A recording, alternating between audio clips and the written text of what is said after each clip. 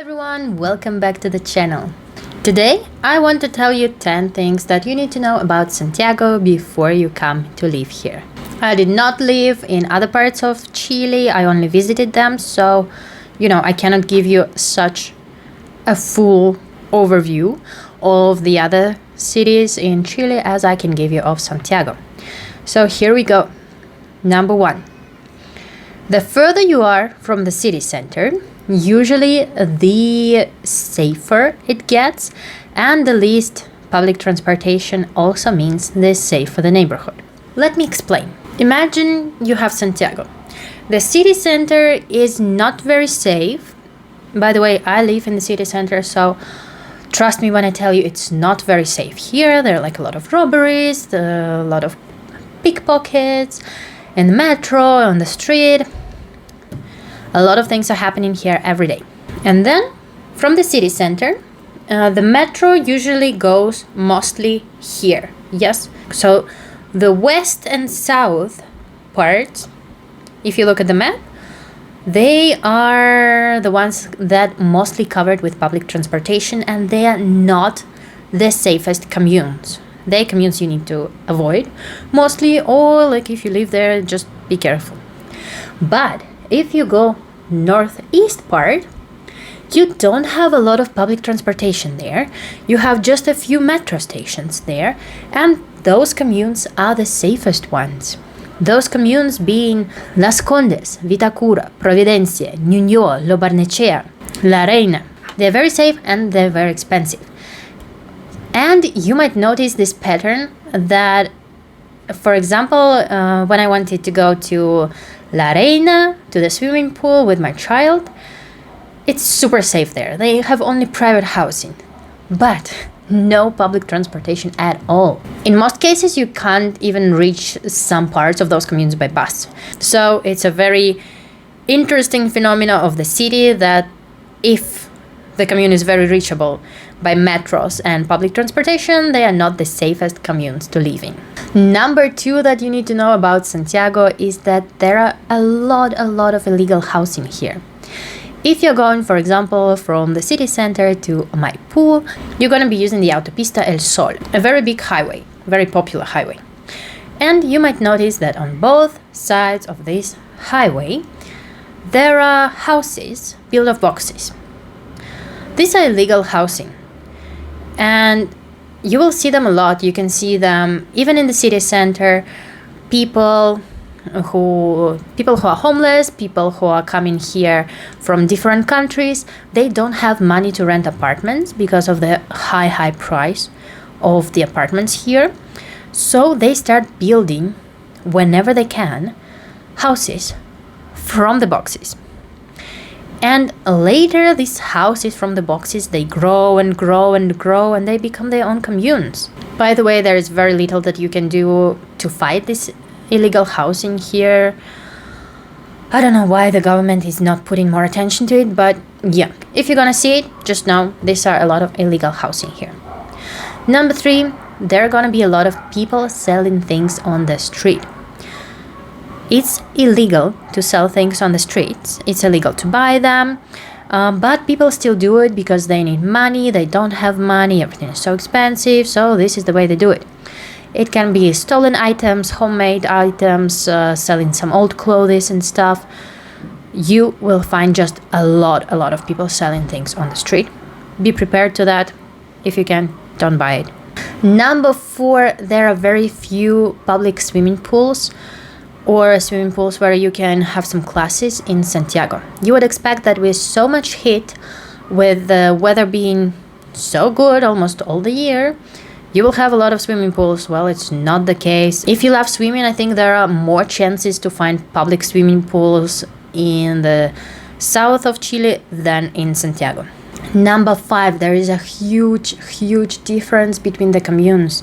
You can notice it. For example, let's compare Maipú and Las Condes. It's like day and night. In Maipú, you will have a lot of homeless people. You have a lot of homeless dogs. It will be dirty. The streets are in bad condition and not being renovated. The people living in these box houses, it's poor commune. But if you go into Las Condes, you will have these gorgeous villas, you will have these small apartment buildings that have their own private gardens, some swimming pools, barbecues. Almost all the streets are in perfect condition. You will have these expensive cars on the streets, clean, no homeless people. So the difference between poor and rich communes in the city is drastic. Number 6 that you need to know about Santiago, but it's almost about all the Chile. Mondays, no museums, no closed parks. They are all closed. Most of the museums, most of the parks that have the closed territories, they will be open on the weekends. But on Mondays, they are closed. So if you're coming here for a week only, save Monday for sightseeing from the outside. Do not plan any museum visits because they will be closed. Number 7, you need to know best times to go sightseeing in the city. So if you remember, summer is December, January, February. Winter is June, July, August. If you don't like heat, and heat I mean like 35 and more degrees, then it's better if you come here in spring, autumn, or winter. It's still gonna be beautiful. It's still gonna have a lot of green outside. You will just need a jacket, but it's not gonna be so hot. If you're coming here in December, January, February, the best way for you to go sightseeing is before 11 a.m. and then later in the evening after 7 or 8 p.m. So I would suggest best time for you to go sightseeing April, May if you like autumn, or come here in September if you like spring and you don't have like spring allergies. And if you're coming here in the winter months, June, July, August, then you can go outside and do sightseeing all day long. Plus, there are not so many tourists here at this time of the year, so yeah, I would suggest those months are the best for sightseeing in Santiago. Number 8 that you need to know is that there are a lot of immigrants here. Especially if you come in the city center, you will notice that not all the people are Chilean. About 80-85% are actually immigrants coming from other Latin American countries, coming from Peru, Colombia, Venezuela, Haiti. Santiago is one of the biggest centers for immigrants in the whole Chile. Why I'm mentioning it? Because most of them who are coming here, they're coming for better life. Most of them are coming illegally, and some of them, I wouldn't say all of them, because obviously some of them are coming here, they're getting a job, like a normal legal job, and they are doing their best and working their asses off. But some of them, they go down to stealing, pickpocketing, these kind of things, illegal selling. So just be aware of it and try to avoid places where there are a lot of them.